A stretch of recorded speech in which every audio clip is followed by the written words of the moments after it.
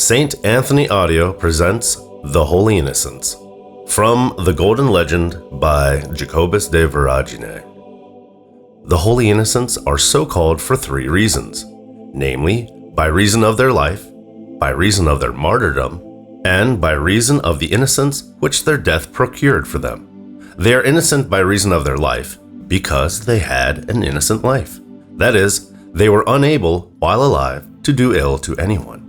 They are innocent by reason of their martyrdom, because they suffered unjustly, and without being guilty of any crime. Finally, they are innocent by the effects of their death, because their martyrdom conferred baptismal innocence upon them. In other words, it purified them of original sin. The Holy Innocents were put to death by Herod of Ascalon. The Holy Scriptures mention three Herods, all three renowned for their cruelty. The first is called Herod of Ascalon. During his reign, the Lord was born and the innocents were put to death. The second is called Herod Antipas. It was he who ordered the beheading of St. John the Baptist. Finally, the third is Herod Agrippa, who put St. James to death and imprisoned St. Peter. All this is contained in the following verse. Ascalonita necat pueros, Antipa Ioannum, Agrippa Jacobum, Claudens in carcere Petrum. But let us review briefly the story of the first of these Herods. Antipater the Idumean, as we read in the ecclesiastical history, married a niece of the king of the Arabs, and had of her a son, whom he called Herod, and who later was surnamed Herod of Ascalon. He was made the king of Judea by Caesar Augustus, this being the first time that Judea was ruled by a foreigner. In his turn, this Herod had 6 sons, Antipater, Alexander, Aristobulus, Archelaus, Herod Antipas, and Philip. Alexander and Aristobulus, born of the same mother, who was a Jewess, were sent to Rome as youths to be instructed in the liberal arts. Then they came back to Jerusalem, and Alexander became a grammarian, while Aristobulus distinguished himself by his subtle eloquence. They often quarreled with their father over the succession to the throne. Then, since their father, angry with them, threatened to disinherit them, they undertook to have him killed. Herod was forewarned and drove them out, and the 2 young princes went to Rome and presented to the emperor a complaint against their father. Meanwhile, the Magi came to Jerusalem, inquiring about the birth of the new king, which signs and omens had made known to them. And Herod, hearing them, feared that from the family of the true kings of Judea a son might have been born, who could expel him as a usurper. He asked, therefore, that the Magi return and bring him word of the royal child as soon as they had found him, pretending that he too wished to adore the one whom in reality he wished to kill. But the Magi went back another way into their country. And Herod, when he saw that they did not return, thought that they had been ashamed of being deceived by the star, and had gone back without daring to see him again. And thereupon he decided not to seek further for the child.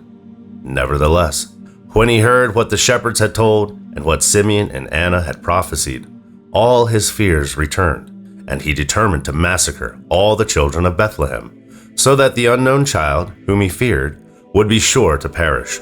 But Joseph was warned by an angel, and retired with the child and his mother into Egypt, to the city of Hierapolis, where he stayed for 7 years until the death of Herod. And when our Lord came into Egypt, all the idols in the land were destroyed, as had been foretold by the prophet Isaiah.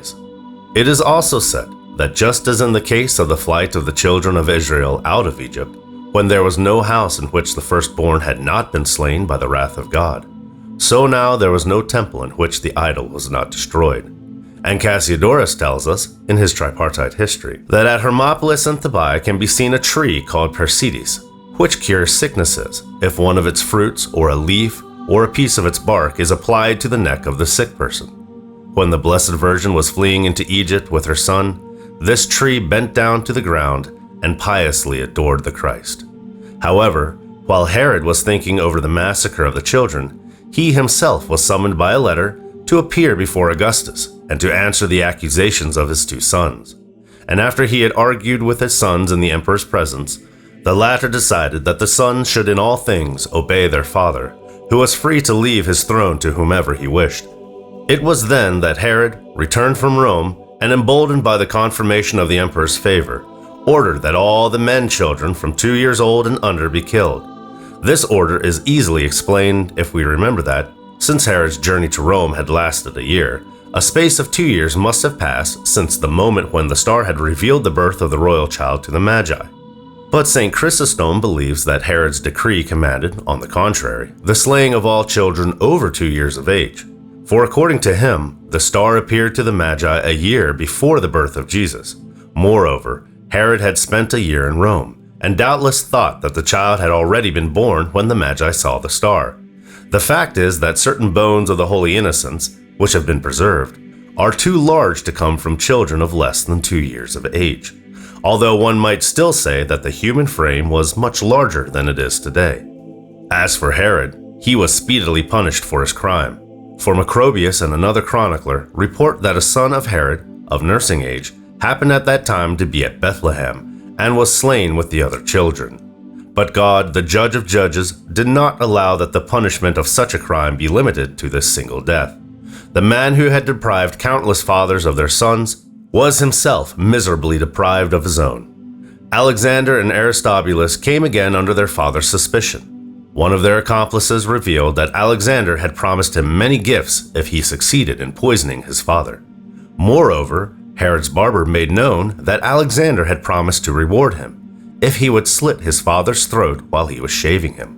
Therefore Herod, in his wrath, had them put to death. Then he took the succession to the throne from his eldest son Antipater, in favor of his other son Herod Antipas. Antipater, in addition, had a paternal affection for the children of Aristobulus, Herod Agrippa, and Herodias, the wife of his son Philip. He therefore conceived for his father a hatred so violent that he tried to poison him, and Herod learned of this and threw him into prison. It was on this occasion that Caesar Augustus said to his intimates, I would rather be Herod's swine than his son, because as a Jew, he spares his swine, but he kills his sons. As for Herod himself, he was about 70 years of age when he was stricken with a grave sickness. He had a violent fever, decomposition of the flesh, an inflammation of the feet, worms in the testes, shortness of breath, and an unbearable stench. His physicians placed him in a bath of oil, but he was taken out almost dead. Then, hearing that the Jews were awaiting the moment of his death with joyful eagerness, he had young men of the noblest families of the kingdom thrown into prison, and said to his sister Salome, I know that the Jews will rejoice at my death, but many of them will grieve for it if thou wilt heed my suggestion and cut the throats of all whom I hold in prison as soon as I am dead. In that way, all Judea will mourn me, even unwillingly. After every meal, Herod used to eat an apple, which he peeled for himself. Since he was tortured by a dreadful cough, he one day turned against his breast the knife that he used to peel his apple. But one of his nephews seized his hand and prevented him from killing himself. However, the whole court, believing him dead, raised a great cry, and Antipater rejoiced mightily in his prison, and promised to reward his guardians if they would set him free. Hearing this, Herod ordered his soldiers to put his son to death, and named Archelaus in his stead. Herod died 5 days later.